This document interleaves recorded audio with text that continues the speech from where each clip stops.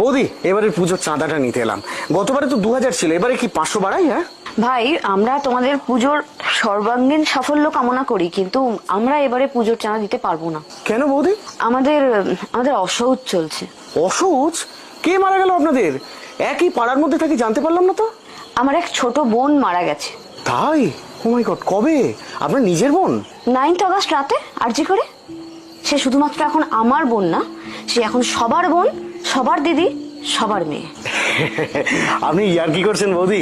Amount কমাতে হলে বলুন না, কমিয়ে দিচ্ছি, অসুবিধা নেই। আমি সিরিয়াসলি বলছি, এটা সামাজিক শোক, এটা রাষ্ট্রীয় শোক, ভুলো না কিন্তু। মানছি, কিন্তু এইটার জন্য দুর্গাপুজোর চাঁদা? আমাদের বাড়িতে কোনোদিন চাঁদা কমানোর দরকার পড়েছে বলেছি কোনোদিন? না তা না, তবে যতদিন না সুবিচার পাচ্ছি ততদিন এই অসহজ পর্ব চলবে। আর পুজোর আগে যদি আমরা সুবিচার পেয়ে যাই, তাহলে এই চাঁদার দ্বিগুণ টাকা আমি নিজে গিয়ে প্যান্ডেলে দিয়ে আসবো, কথা দিলাম। দেখুন, আপনারা তো লেখাপড়া শিখেছেন, আপনাদের মর্জি, যা ভালো মনে হয় তাই করবেন। এলাম। এসো।